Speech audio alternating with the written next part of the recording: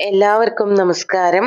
ഞാൻ സരിത മഹേശ്വരൻ. ഇന്ന് ശ്രീമദ് വാൽമീകി രാമായണത്തിലെ ബാലകാണ്ഡത്തിലെ 20ാമത്തെ സർഗത്തില് 11ാമത്തെ ശ്ലോകം മുതൽ 19ാമത്തെ ശ്ലോകം വരെയാണ് നമ്മൾ നോക്കാൻ പോണത്. കഴിഞ്ഞ ദിവസം നമ്മൾ നോക്കിയത് വിശ്വാമിത്രനും ദശരഥനും തമ്മിലുള്ളതായ സംഭാഷണമാണ്. അതില് രാമനെ തന്റെ കൂടെ പറഞ്ഞയക്കണം എന്ന് കേട്ടതോട് കൂടിയിട്ട് ദശരഥൻ വല്ലാതെ ദുഃഖിതനായി മോഹാലസ്യപ്പെട്ടു വീണു എന്നൊക്കെ പറഞ്ഞു.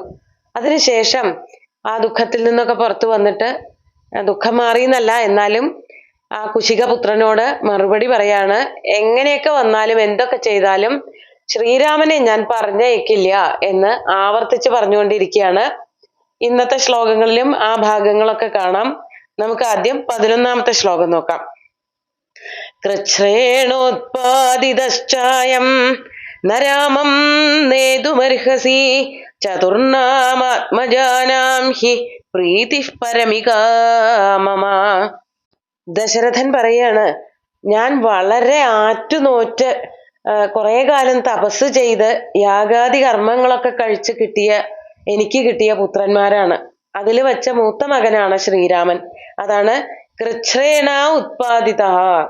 വളരെ കാലം കൂടിയിട്ട് വളരെ കഷ്ടപ്പെട്ട് കിട്ടിയ ഒരു പുത്രനാണിത്. മാത്രല്ല 4 മക്കളുണ്ട്. എനിക്ക് 4 ആൺമക്കൾ ഉണ്ടെങ്കിലും അതിൽ വെച്ച് മൂത്തവനാണ് എന്നുള്ളതിന്റെ വാത്സല്യ കൂടുതലും ശ്രീരാമനോട് എനിക്കുണ്ട്. അതൊക്കെ തുറന്നു പറയാണ്. അതാണ് കൃച്ഛ്രേണ ഉത്പാദിതശ്ച അയം ചതുർനാം ആത്മജാനാം. ചതുർനാം ആത്മജാനാം എന്ന് പറഞ്ഞാല് ഈ 4 മക്കളിൽ വെച്ച് പരമികാ മമ പ്രീതിഹി, ഈ ശ്രീരാമനോടാണ് എനിക്ക് പരമമായിട്ടുള്ള പ്രീതി, എനിക്ക് കൂടുതൽ ഇഷ്ടം, വാത്സല്യ കൂടുതൽ ശ്രീരാമനോടാണ് എന്ന് ദശരഥൻ വിശ്വാമിത്രനോട് തുറന്ന് സമ്മതിക്കുകയാണ്. ചിലപ്പോൾ അങ്ങനെയൊന്നും ആയിക്കൊള്ളുന്നില്ല. വായിച്ചു നോക്കുമ്പോൾ ശ്രീരാമനെ വേണം എന്ന് പറഞ്ഞത് കൊണ്ട് അങ്ങനെ പറഞ്ഞതുമാവാം. ആ ആളെ തരാൻ പറ്റില്ല, മൂത്ത മകനല്ലേ. ഇനിയിപ്പോ 2ാമത്തെ മകന്റെ കാര്യം പറഞ്ഞാലും 3ാമത്തെ ആളുടെ കാര്യം പറഞ്ഞാലും ഒക്കെ ഇതുപോലത്തെ പല ന്യായങ്ങളും കയ്യിലുണ്ടാവും. 4 പേരെയും അത്രയ്ക്കധികം തന്റെ പ്രാണനോളം പ്രിയപ്പെട്ടവരായിട്ട് കൊണ്ടു നടക്കുകയാണ് ദശരഥൻ. അതുകൊണ്ട് മൂത്ത പുത്രനാണ്, രാമനെ തരാൻ പറ്റില്ല എന്ന് ശ്രീരാമന്റെ കാര്യം പറഞ്ഞപ്പോൾ അങ്ങനെ പറഞ്ഞു എന്നേ ഉണ്ടാവുള്ളൂ. അല്ലാതെ മക്കളോട് തമ്മിലുള്ള ഒരു ഭേദം പൊതുവെ മാതാപിതാക്കൾക്ക് ഉണ്ടാവാറില്ല. അങ്ങനെ മൂത്ത മകനാണ് രാജ്യഭാരം ഒക്കെ നോക്കേണ്ടത് എന്നുള്ളത് കൊണ്ട് അങ്ങനെ എടുത്ത് പറയണമെന്നേ ഉണ്ടാവുള്ളൂ. അങ്ങനെ അതുകൊണ്ട് ശ്രീരാമനെ എനിക്ക് അങ്ങയുടെ കൂടെ പറഞ്ഞയക്കാൻ സാധിക്കില്ല. രാമം നേതും ന അർഹസി, രാമനെ എൻ്റെ അടുത്തുനിന്ന് കൊണ്ടുപോകരുത്. ഇങ്ങനെ പല പല കാരണങ്ങൾ പറഞ്ഞിട്ട് രാമനെ കൊണ്ടുപോകുന്നത് തടയാണ് ദശരഥൻ ചെയ്യണത്. എന്നിട്ട് ഒന്നുകൂടി എടുത്തു പറയാണ്, ജ്യേഷ്ഠേ ധർമ്മപ്രധാനേ ച ന രാമം നേതുമർഹസി കിം വീര്യാ രാക്ഷസാസ്തേ ച കസ്യ പുത്രാശ്ച കേചതേ. അതാണ് മൂത്ത മകൻ എന്ന് പറയുമ്പോൾ ആ ആൾക്ക് ധാർമ്മികമായിട്ടുള്ള ഉത്തരവാദിത്തങ്ങൾ കൂടുതലായിരിക്കും. ബാക്കി 3 പേരെയും തൻ്റെ കൂടെ കൊണ്ടു നടക്കേണ്ടത്, തൻ്റെ മാർഗത്തിലൂടെ നയിക്കേണ്ടത് മൂത്ത മകനാണ്. അപ്പൊ ആ മൂത്ത മകൻ ധാർമ്മികനാണെങ്കിലേ മറ്റുള്ളവർക്കൊക്കെ അതൊരു മാതൃകയാവുള്ളൂ. അതുകൊണ്ടാണ് ജ്യേഷ്ഠേ ധർമ്മപ്രധാനേ, ധർമ്മത്തിന് പ്രാധാന്യം കൊടുക്കുന്ന മൂത്ത മകൻ ആണ് ശ്രീരാമൻ എന്നുള്ളത് കൊണ്ടും ന രാമം നേതുമർഹസി, രാമനെ അങ്ങ് കൊണ്ടുപോകരുത് എന്ന് പറഞ്ഞിട്ട് പിന്നെ ചോദിക്കുകയാണ്, ഈ രാക്ഷസന്മാരെന്നൊക്കെ പറഞ്ഞാൽ ആരാണ്? അവരൊക്കെ അവരുടെ ശക്തിയൊക്കെ എങ്ങനെയാണ്? കിം വീര്യാ രാക്ഷസാസ്തേജ, അവര് വളരെ വീര്യവാന്മാരും ബലവാന്മാരും ഒക്കെ അല്ലേ? എങ്ങനെയുള്ളവരാണ് ഈ രാക്ഷസന്മാര്? മാത്രല്ല അവര് ആരുടെ പുത്രന്മാരാണ്? കസ്യ പുത്രാഹ കേചതേ, മാത്രമല്ല അവരുടെ പേരെന്താ? അവര് ആരൊക്കെയാ? ഇങ്ങനെ വന്നിട്ട് യാഗത്തിന് നാശമുണ്ടാക്കുന്ന ആ രാക്ഷസന്മാര് ആരൊക്കെയാണ് എന്ന് വിസ്തരിച്ച് കേൾക്കാൻ വേണ്ടിയിട്ട് വിശ്വാമിത്രനോട് ദശരഥൻ ചോദിച്ചു. അപ്പോ പിന്നെയും ചോദ്യങ്ങളാണ്. ഉത്തരം വരണത് 2-3 ശ്ലോകം കൂടി കഴിഞ്ഞിട്ടാണ്. കഥം പ്രമാണാ കേചൈതാൻ രക്ഷന്തി മുനിപുംഗവ കഥം ച പ്രതികർത്തവ്യം തേഷാം രാമേണ രക്ഷസാം. കഥം പ്രമാണാ, ഇവർക്ക് എന്താണ് നമ്മളെ ആക്രമിക്കാൻ അധികാരം? അല്ലെങ്കിൽ ഇവരാരെയാണ് ആശ്രയിച്ചു നിൽക്കുന്നത്? അവർക്ക് പ്രമാണമായിട്ട് ആരാണ് ലോകത്തിലുള്ളത്? ഇവരിങ്ങനത്തെ ചീത്ത പ്രവൃത്തികൾ ചെയ്യുന്നത് ആര് പറഞ്ഞിട്ടാണ്? അതാണ് കഥം പ്രമാണാഹ കേ ചെയ്താൻ രക്ഷന്തി, ഇവരിങ്ങനെ തോന്നിവാസങ്ങൾ മുഴുവൻ ചെയ്യുമ്പോഴും ആരാണ് അവരെ സംരക്ഷിക്കുന്നത്? അല്ലയോ മുനിപുങ്കവ, അങ്ങ് ഇതിനൊക്കെ മറുപടി പറയൂ. മാത്രല്ല കഥം ച പ്രതികർത്തവ്യം തേഷാം രക്ഷസാം രാമേണ, ഈ പറഞ്ഞ രാക്ഷസന്മാരോടൊക്കെ എങ്ങനെയാണ് രാമൻ പ്രതിപ്രവർത്തിക്കേണ്ടത്? പ്രതികർത്തവ്യം എന്ന് പറഞ്ഞാല് ഇങ്ങട് ആക്രമിക്കുമ്പോൾ എങ്ങനെ തിരിച്ചാക്രമിക്കണം, അവരെ നിശ്ശേഷം നശിപ്പിക്കുന്നതിന് രാമൻ യുദ്ധത്തിൽ എന്തൊക്കെയാണ് ചെയ്യേണ്ടതായിട്ടുള്ളത്, അവരാരാണ്, അവർക്ക് എന്താണ് ശക്തി, ആരാണ് അവർക്ക് ബലം കൊടുക്കുന്നത് എന്ന് ചോദിക്കുകയാണ് ചെയ്യണത്. അതോടൊപ്പം തന്നെ 14ാമത്തെ ശ്ലോകം, മാമകൈർവാ ബലൈർബ്രഹ്മന്മയാ വാ കൂടയോധിനാം സർവം മേ ശംസ ഭഗവൻ കഥം തേഷാം മയാരണേ. ഇവിടെ ദശരഥൻ പറയുമ്പോ ഒക്കെ രാമനുമായിട്ടുള്ള രാക്ഷസന്മാരുടെ യുദ്ധത്തിനെ പറ്റിയിട്ട് വിചാരിക്കുന്ന പോലുമില്ല.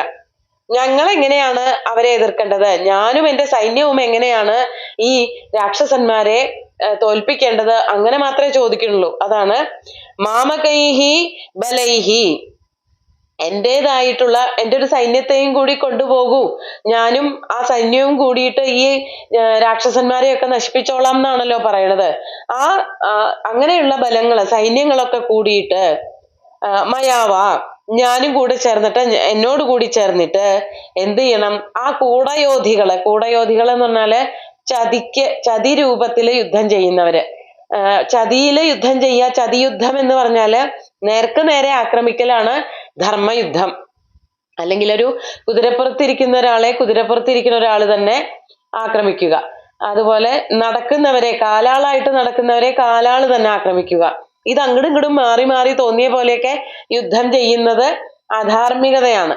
അതുകൊണ്ടാണ് കുരുക്ഷേത്രത്തിനെ ധർമ്മക്ഷേത്രം എന്ന് ആദ്യം പറഞ്ഞത്. പിന്നെ അതൊക്കെ മാറിപ്പോയി എങ്കിലും ധർമ്മക്ഷേത്രേ കുരുക്ഷേത്രേ പുക്കുപോരിന്നൊരുങ്ങിയോർ എൻകൂട്ടരും പാണ്ഡവരും എന്തേ ചെയ്തതു സഞ്ജയ എന്നിങ്ങനെ മഹാഭാരതത്തിലൊരു ഭാഗം കുഞ്ഞിക്കുട്ടൻ തമ്പുരാന്റെ തർജ്ജമയിലുണ്ടല്ലോ.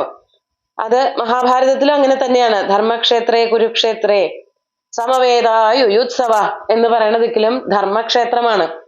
ധാർമ്മികതയിലൂടെ തുടങ്ങുകയാണ്, പക്ഷെ അങ്ങനെയൊന്നും അല്ല പര്യവസാനിക്കുന്നത്. രാത്രി ആയുധങ്ങളൊന്നും ഇല്ലാതെ ഉറങ്ങിക്കിടക്കുന്നവരെ ആക്രമിച്ച യുദ്ധമാണ് ഉണ്ടായത്. അങ്ങനത്തെ യുദ്ധത്തിന് എല്ലാ ധർമ്മക്ഷേത്രം എന്നൊന്നും പറയണത്. ഇവിടെയും അതന്നെയാണ് പറയണത്. ധാർമ്മികമായിട്ട് യുദ്ധം ചെയ്യാനാണ് എൻ്റെ മകൻ രാമൻ അല്ലെങ്കിൽ ഞാൻ എൻ്റെ സൈന്യമൊക്കെ പുറപ്പെടുന്നതെങ്കിലും അവര് കൂടയോധികളാണ്, ചതിയിൽ മാത്രം യുദ്ധം ചെയ്യുന്ന ആൾക്കാരാണ്.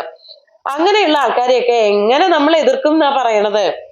സർവം മേ ശംസ ഭഗവൻ കഥം തേഷാം മയാരണേ, തേഷാം മയാരണേ കിം കർത്തവ്യം, അവരോടൊക്കെ കൂടിയിട്ട് ഈ യുദ്ധത്തിന് പുറപ്പെട്ടാൽ ഞാൻ എന്താണ് ചെയ്യേണ്ടത്? സർവം മേ ശംസ, അതൊക്കെ എനിക്ക് പറഞ്ഞു തരൂ എന്ന് വിശ്വാമിത്രനോട് ദശരഥൻ പറയാണ്. ഇവിടെ രാമൻ എന്ത് ചെയ്യണം എന്നല്ല, ഞാൻ എന്താ ചെയ്യേണ്ടത്, സൈന്യങ്ങൾ എന്താ ചെയ്യേണ്ടത് എന്നുള്ളതാണ് ചോദ്യം. നമുക്ക് അടുത്ത ശ്ലോകം നോക്കാം. സ്ഥാതവ്യം ദുഷ്ടഭാവാനാം വീര്യോത്സിക്താ ഹി രാക്ഷസാഃ തസ്യ തദ്വചനം ശ്രുത്വാ വിശ്വാമിത്രോഭ്യഭാഷത. അവർക്കെതിരിട്ട് എങ്ങനെ നിൽക്കണം? മയാ ബലേനച കഥം സ്ഥാതവ്യം, ഈ ഒരു ശ്ലോകത്തിലേക്കാണ് അത് അന്വയിക്കുന്നത്.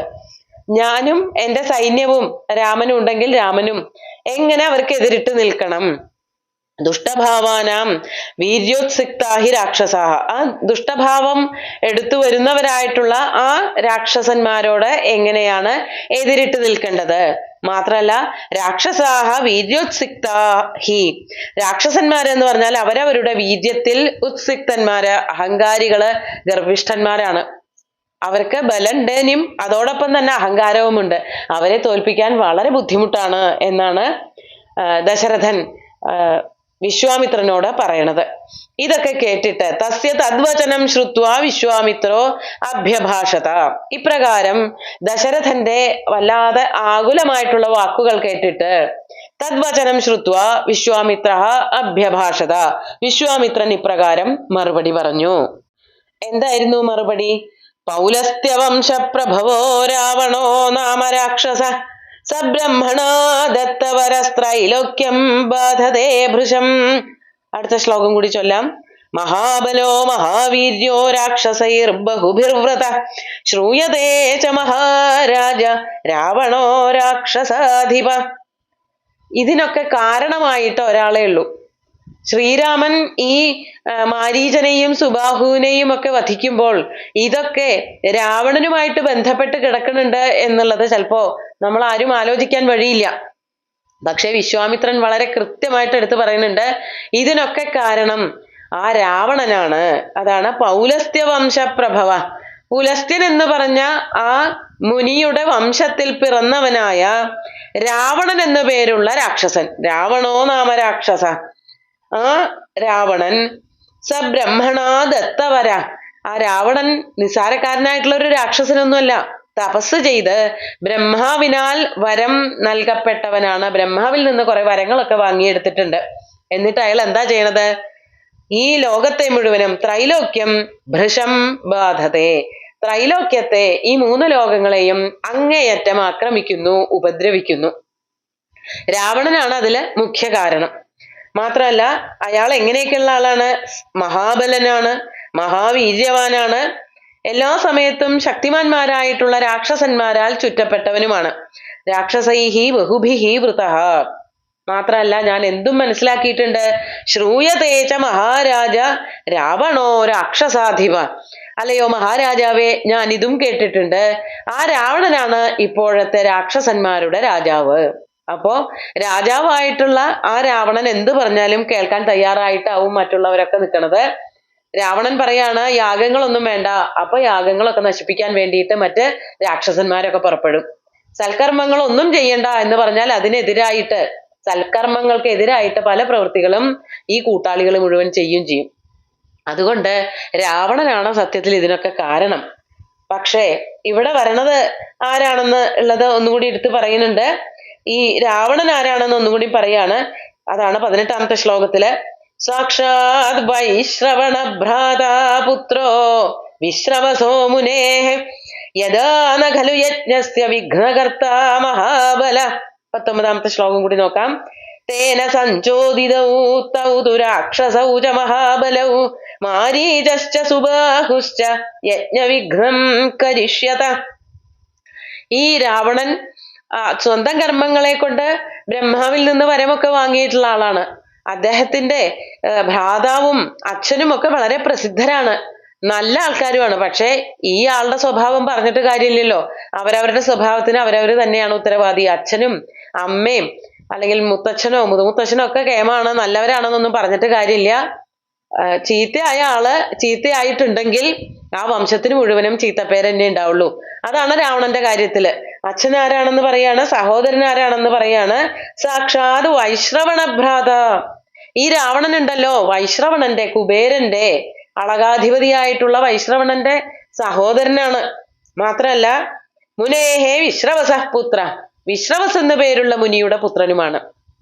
അപ്പോ ബ്രഹ്മാവിന്റെ മകന്റെ മകനാണ് രാവണൻ. അതൊന്നും പറഞ്ഞിട്ട് കാര്യമില്ല. ബ്രാഹ്മണ സ്വഭാവങ്ങൾ ഉണ്ടാവേണ്ടതാണ്. അച്ഛൻ വഴിക്കൊക്കെ അതാണ് സ്വഭാവം. പക്ഷെ അതൊന്നും കിട്ടിയിട്ടില്ല. അതാണ് വിശ്രവസ് എന്ന പേരുള്ള മുനിയുടെ പുത്രനാണ്. സൽക്കർമ്മങ്ങൾ ചെയ്ത് ജീവിക്കേണ്ട ഒരാളാണ്. പക്ഷെ അതൊന്നും ചെയ്യുന്നില്ല. ആ ആളാണ് ശരിക്കും എന്ത് ചെയ്യുന്നത്? യഥാ നഖലു യജ്ഞസ്യ വിഘ്നകർത്താ മഹാബല. യജ്ഞസ്യ വിഘ്നകർത്താവ് ആ മഹാബലശാലിയായിട്ടുള്ള രാവണനാണ്. പക്ഷെ എല്ലാ ദിക്കിലും പോയിട്ട് ഒരേ സമയം യജ്ഞം മുടക്കാൻ രാവണന് പറ്റില്ലല്ലോ. എപ്പോഴാണോ ആ രാവണന് യജ്ഞം മുടക്കാൻ പറ്റാത്തത്, അതാണ് യഥാ യജ്ഞസ്യ വിഘ്നകർത്താ മഹാബല നഖലു. ഏതേതൊക്കെ സ്ഥലത്ത് യജ്ഞം നശിപ്പിക്കാൻ രാവണന് സാധിക്കുന്നില്ലയോ, അപ്പൊ എന്താ ചെയ്യാ? തേന സഞ്ചോദിതൗ തൗ തു രാക്ഷസൗ ച മഹാബലൗ. ആ രാവണനാൽ പ്രേരിപ്പിക്കപ്പെടുന്നവരായ, രാവണന്റെ ആജ്ഞ അതുപോലെ തന്നെ നിർവഹിക്കുന്നവരായിട്ട് 2 മഹാബലികളായിട്ടുള്ള രാക്ഷസന്മാരുണ്ട്. അതാണ് തേന സഞ്ചോദിതൗ മഹാബലൗ തൗ രാക്ഷസൗ. മഹാബലശാലികളായിട്ട് 2 രാക്ഷസന്മാരുണ്ട്. അവരാണ് മാരീചശ്ച സുബാഹുശ്ച. അവരുടെ പേരാണ് മാരീചനും സുബാഹുവും. അവരെന്ത് ചെയ്യുന്നു? യജ്ഞവിഘ്നം കരിഷ്യത. അവര് 2 പേരും കൂടിയിട്ടാണ് യജ്ഞത്തിന് വിഘ്നങ്ങൾ ഉണ്ടാക്കുന്നത്. അല്ലാതെ രാവണൻ എല്ലാദിക്കിലും ചെന്നിട്ട് ചെയ്യണില്ല. പക്ഷെ രാവണന്റെ പ്രേരണ സകലത്ര കാണാനുണ്ട്. യജ്ഞാദികള് മുഴുവനും നശിപ്പിക്കുന്നത് രാവണൻ തന്നെയാണ്. രാവണന്റെ ഇച്ഛാനുവർത്തികളായിട്ട് നടക്കുന്നവരായിട്ടുള്ള രാക്ഷസന്മാര് ഇത്തരത്തിൽ ഓരോന്ന് ചെയ്തുകൊണ്ടിരിക്കുകയാണ്. ഇങ്ങനെയാണ് വിശ്വാമിത്രൻ ദശരഥനോട് മറുപടി പറയണത്. ഇത് കേട്ടിട്ട് എന്താണ് ദശരഥൻ പറയണത് എന്നുള്ളത് അടുത്ത ദിവസം നോക്കാം. ഇന്നത്തെ ശ്ലോകങ്ങള് ഒന്നുകൂടി ചൊല്ലി നോക്കാം. കൃച്ഛ്രേണോത്പാദിതശ്ചായം ന രാമം നേതുമർഹസി ചതുർനാമാത്മജാനാം ഹി പ്രീതിഃ പരമികാ മമ ജ്യേഷ്ഠേ ധർമ്മപ്രധാനേ ച ന രാമം നേതുമർഹസി കിം വീര്യാ രാക്ഷസാസ്തേ ച കസ്യ പുത്രാശ്ച കേച തേ കഥം പ്രമാണാഃ കേചൈതാൻ രക്ഷന്തി മുനിപുംഗവ കഥം ച പ്രതികർത്തവ്യം തേഷാം രാമേണ രക്ഷസാം മാമകൈർവാ ബലൈർബ്രഹ്മന്മയാ വാ കൂടയോധിനാം സർവം മേ ശംസ ഭഗവൻ കഥം തേഷാം മയാ രണേ സ്ഥാതവ്യം ദുഷ്ടഭാവാനാം വീര്യോത്സിക്താ ഹി രാക്ഷസാഃ തസ്യ തദ്വചനം ശ്രുത്വാ വിശ്വാമിത്രോഭ്യഭാഷത പൗലസ്ത്യവംശപ്രഭവോ രാവണോ നാമ രാക്ഷസഃ സ ബ്രഹ്മണാ ദത്തവരസ്ത്രൈലോക്യം ബാധതേ ഭൃശം മഹാബലോ മഹാവീര്യോ രാക്ഷസൈർബഹുഭിർവൃതഃ ശ്രൂയതേ ച മഹാരാജ രാവണോ രാക്ഷസാധിപ സാക്ഷാത് വൈശ്രവണഭ്രാതാ പുത്രോ വിശ്രവസോ മുനേഃ യദാ ന ഖലു യജ്ഞസ്യ വിഘ്നകർത്താ മഹാബലഃ തേന സഞ്ചോദിതൗ തൗ തു രാക്ഷസൗ ച മഹാബലൗ മാരീചശ്ച സുബാഹുശ്ച യജ്ഞവിഘ്നം കരിഷ്യത. സുന്ദരമായിട്ടുള്ള ശ്ലോകങ്ങള് ഭഗവാൻ ശ്രീരാമചന്ദ്രന്റെ കാൽക്കൽ അർപ്പിച്ചുകൊണ്ട് ഗുരുവായൂരപ്പനെ സാഷ്ടാംഗം നമസ്കരിച്ചുകൊണ്ട് എല്ലാവർക്കും ശുഭദിനം നേർന്നു നിർത്തട്ടെ. നന്ദി.